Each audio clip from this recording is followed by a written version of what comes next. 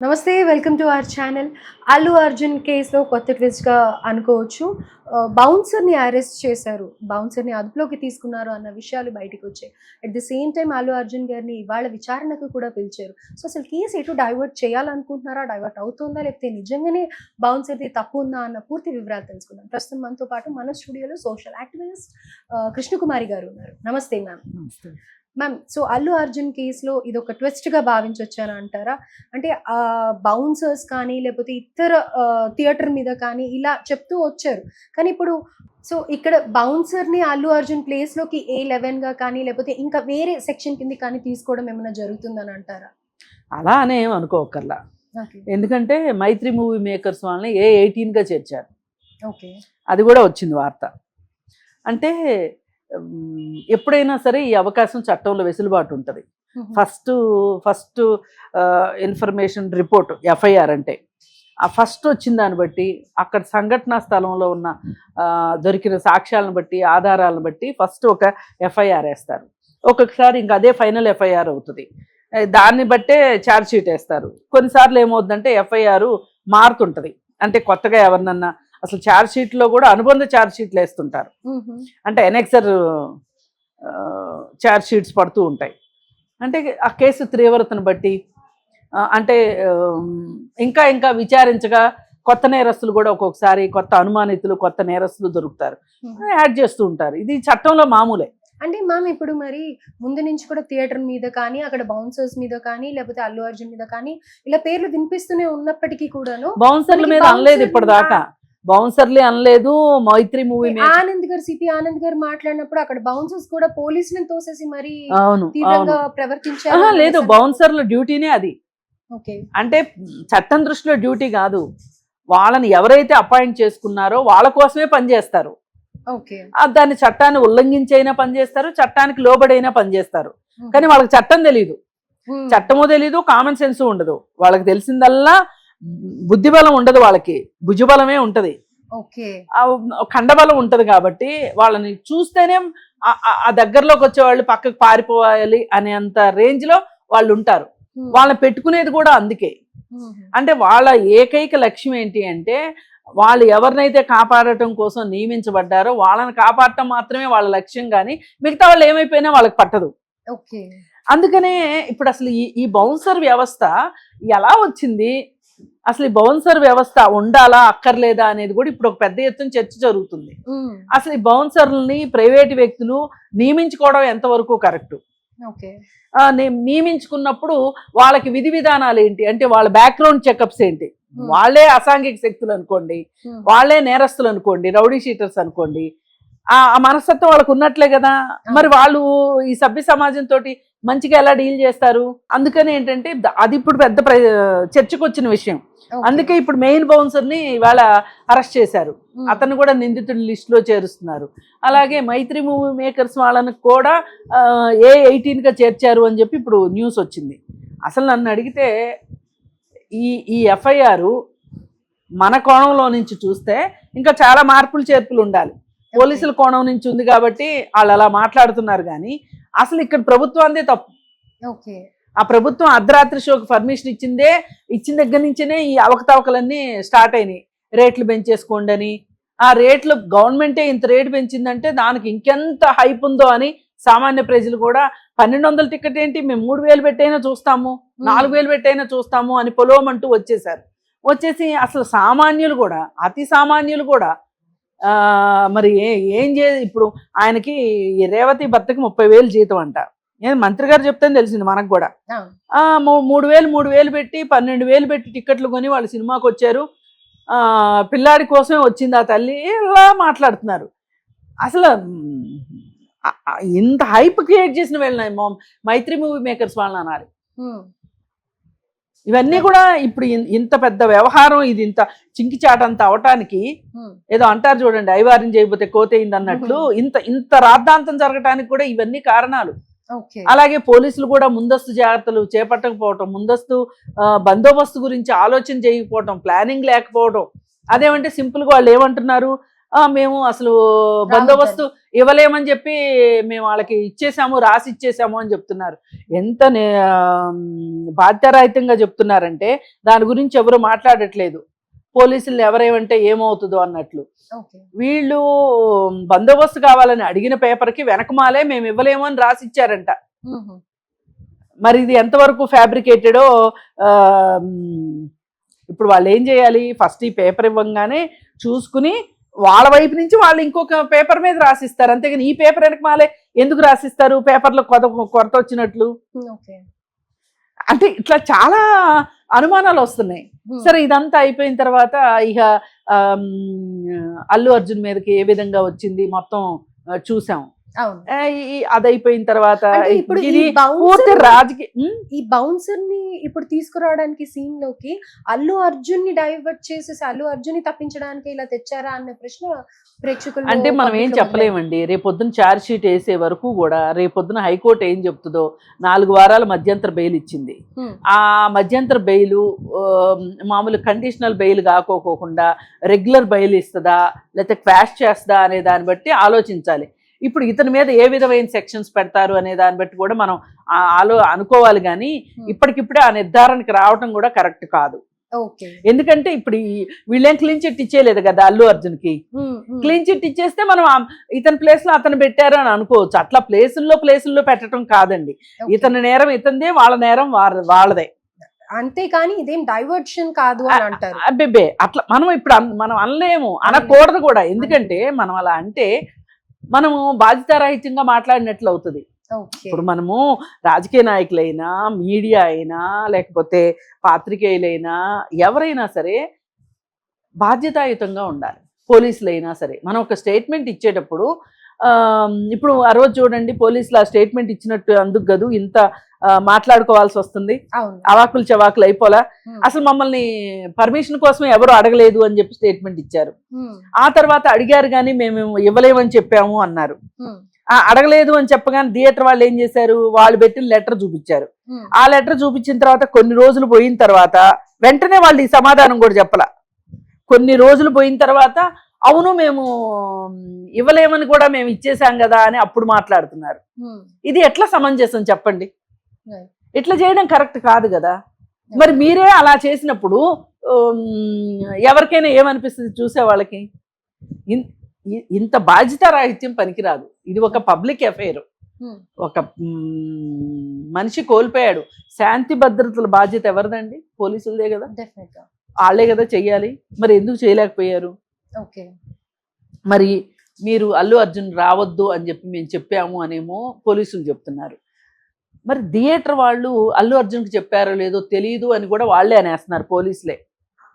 అక్కడే ఒక రకంగా అల్లు అర్జున్కి ఒక ఉపశమనం దొరికినట్లు. వాళ్ళు చెప్పలేదు అనుకోండి థియేటర్ వాళ్ళు, అప్పుడు థియేటర్ వాళ్ళు నేరస్తులు అవుతారు. అసలు ఇప్పుడు పోలీసులు చెప్పకుండా చెప్పాము అన్నారు అనుకోండి, మరి సరైన ఆధారాలు చూపించకపోతే వాళ్ళు నేరస్తులు అవుతారు. ఇది ఏదైనా ఫైనల్ గా ఏం జరుగుతుంది అనేది ఛార్జ్ షీట్ వేసే వరకు మనం చెప్పలేము.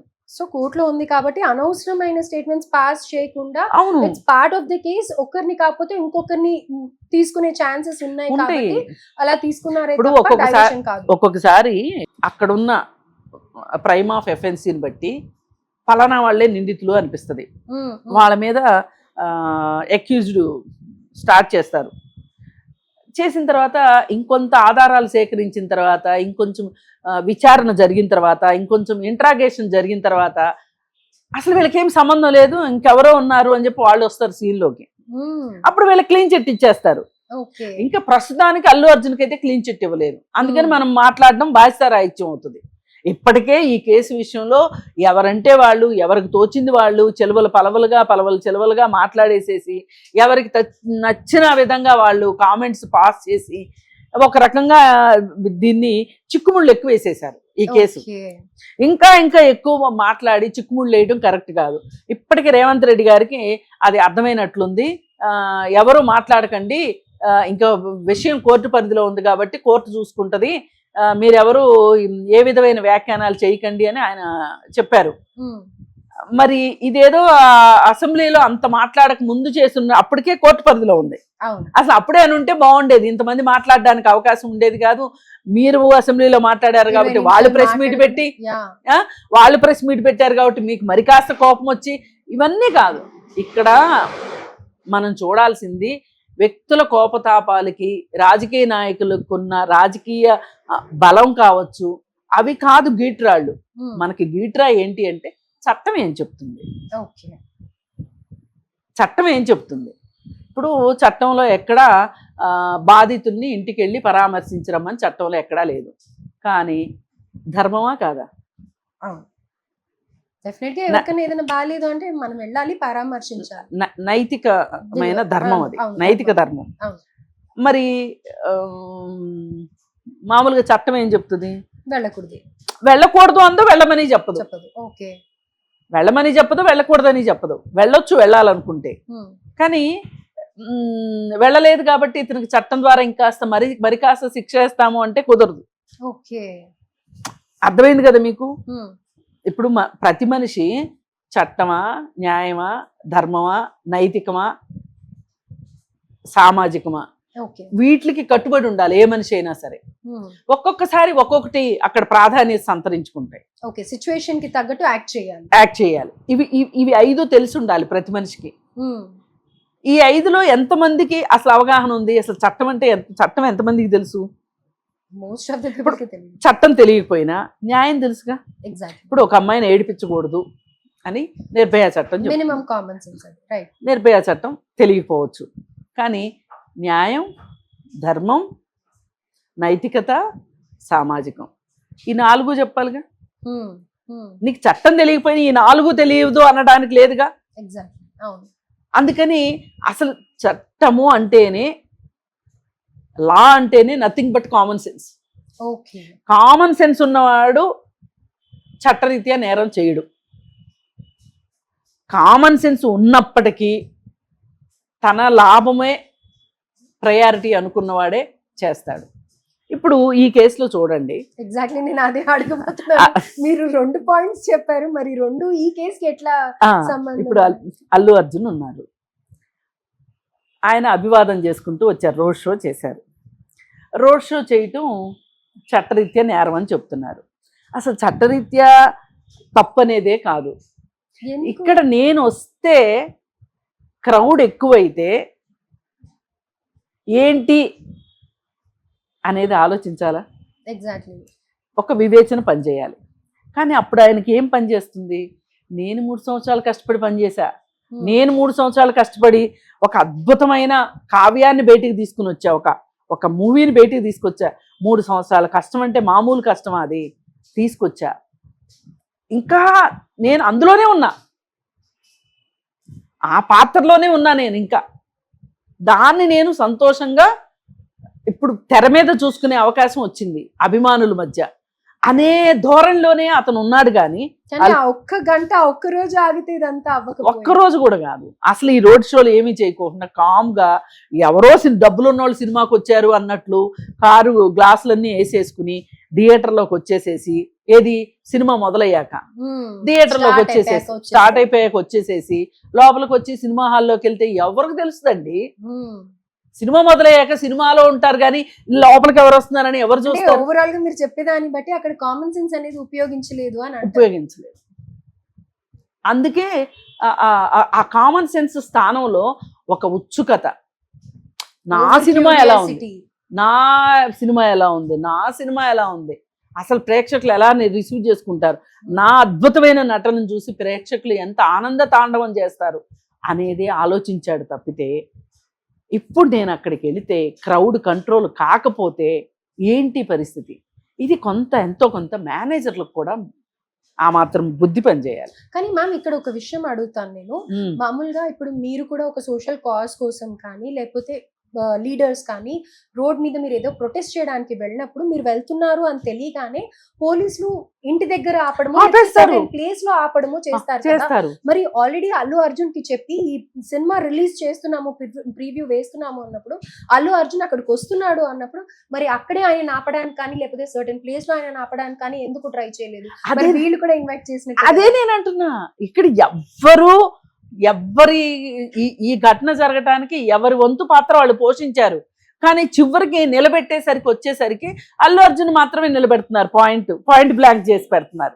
అయితే ఓవరాల్ గా మీరు ఇప్పుడు ఈ విషయంలో ఒకటి చెప్పండి, అల్లు అర్జున్ తప్పు ఉంది అని చెప్తున్నారు మీరు, ఎట్ ది సేమ్ టైం పోలీసుల నిర్లక్ష్యం కూడా అని అంటున్నారు. మరి ఎలా ఈ రెండింటిని కామన్ గా వీళ్ళదే తప్పు అనేది అయితే ఇక్కడ మీరు చెప్పట్లేదు, ఏం చేయాలి? అసలు మనము ఏ విషయాన్నైనా నాన్ జడ్జిమెంటల్ గా చూడాలండి, Okay. జడ్జిమెంటల్ గా చూడకూడదు. మనం కాదు జడ్జిమెంట్ ఇచ్చేది. ఇప్పుడు మనం చెప్తేనే ఆయనకి 4 వారాలు మధ్యంతర బెయిల్ ఇచ్చారా? ఎగ్జాక్ట్లీ. కోర్టు కదా ఇచ్చింది, అల్టిమేట్ గా కోర్టు కదా. మనం మాట్లాడేది ఏంటంటే సామాన్య ప్రజలకి, కోర్టులు ఇన్ని కబుర్లు చెప్పవు కాబట్టి మనం సామాన్య ప్రజలకు అర్థమయ్యేటట్లు మన మాటలేదో వింటున్నారు కదా అనే భ్రమలో మనం చెప్తున్నాం తప్పితే ఇక్కడ ఎవరి పాత్ర వాళ్ళు పోషించారు ఈ విషాదం జరగటానికి. Okay, right, got it. కాకపోతే ఎవరైనా ఎస్కేప్ అవ్వచ్చు కానీ లా అండ్ ఆర్డర్ కాపాడవలసిన వాళ్ళు ఎస్కేప్ అవడానికి లేదు, నేను అనేది అది. ఇప్పుడు అల్లు అర్జున్ ముందస్తుగా ఆలోచించలేదు అంటే అయ్యో నాకెట్లా తెలుస్తుంది అని ఆయన తప్పుకోవచ్చు, కానీ పోలీసులు తప్పుకోవచ్చా? పోలీసులు అంటే ఏంటి? ముందస్తు జాగ్రత్తలు తీసుకోవాలి. అసలు ప్లానింగ్ మరి ఈ విధంగా చూస్తే పోలీసుల మీదకే వస్తుంది కదా. పోలీసులు ప్రభుత్వమే ఈ మొత్తం తప్పులో ఉంది. Right. ఈ తర్వాత వాళ్ళే వీళ్ళందరూ, అసలు ముందు తప్పు వాళ్ళిద్దరిదే. మైత్రి మూవీ మేకర్స్ వాళ్ళు వచ్చి అడగగానే అర్ధరాత్రి షోలకు పర్మిషన్ ఇచ్చిన ప్రభుత్వం ఉంది తప్పు. టికెట్ రేట్లు పెంచమని అడిగితే పెంచింది తప్పు. సామాన్యుల జేబులకు చిల్లు పెట్టమని ఎవరు చెప్పారు చెప్పండి? సామాన్యుల జేబుకి అమాంతం చేయబెట్టి లాక్కున్నట్లయింది కదా ఇది, ఈ టికెట్ల రేట్లు పెంచడం. అమౌంట్ అనేది పెట్టాలి కానీ ఇంత ఎక్కువ అసలు ఎందుకండి? హై బడ్జెట్ మూవీస్ తీయమని ఎవరన్నా మిమ్మల్ని అడిగారా? మీకు ఇష్టమై మీరు తీసుకున్నారు, ఆ లాభ నష్టాలు మీరు భరించాలి. దానికోసం అని చెప్పి రేట్లు పెంచమని అడిగే హక్కు మీకు ఎక్కడుంది? ఒకవేళ లాభం వస్తే అందరికి పంచి పెడతారా వీళ్ళు? ఇప్పుడు బాగా లాభాలు వచ్చినాయి అనుకోండి, టికెట్లు కొనుక్కున్న వాళ్ళందరికీ డబ్బులు వెనక్కి ఇస్తారా వీళ్ళు? ఇవ్వరు కదా. మరి అలాంటప్పుడు మీరు వాళ్ళ కోసం, వాళ్ళది హై బడ్జెట్ సినిమా కదా అని చెప్పి వాళ్ళకి లాభం చేయటం కోసం ప్రజల జేబులకు చిల్లులు పెట్టాల్సిన అవసరం ప్రభుత్వానికి ఏమొచ్చింది? అక్కడ ప్రభుత్వం చేసింది. ఆ తర్వాత సరే ప్రభుత్వం నిర్ణయం తీసేసుకుంది, దానికి సంబంధించిన పని చేయవలసిన బాధ్యత ఎవరిది? పోలీసులది, ఇంటెలిజెన్స్ వాళ్ళది. వాళ్ళిద్దరు ఏం చేశారు? ఇది ప్రశ్న. సరే, అవన్నీ కూడా అయిపోయినాయి. థియేటర్ లోపల ఏం జరిగినా థియేటర్దే బాధ్యత. థియేటర్ వాళ్ళు ఎందుకు జాగ్రత్త తీసుకోలేదు? అల్లు అర్జున్ వస్తే ఏమవుద్దో తెలిసినప్పుడు అల్లు అర్జున్ ఫోన్ చేసి 1 గంట ఆగి రండి, మీరు సినిమా మొదలయ్యాక రండి అని చెప్తే ఏం కొంపలంటూ పోతాయి? అవునా కాదు? ఇది అయిపోయింది. అయిపోయిన తర్వాత అర్ధరాత్రి సినిమాకి వెళ్తున్నాము, ఏమైనా మనకు జరగవచ్చా అనే ఒక ఆలోచన ఆ కుటుంబమైనా కాదు ఎవరికైనా ఉండాలి కదా. ఫ్యామిలీ చిన్నపిల్లలతో ఎవరికైనా అర్ధరాత్రి షో చూసి ఇంటికి వెళ్ళేటప్పుడు ఏమైనా జరగవచ్చు. అంత అవసరం ఏమొచ్చింది ఇప్పుడు? పైగా డిసెంబర్ నెల, చలి.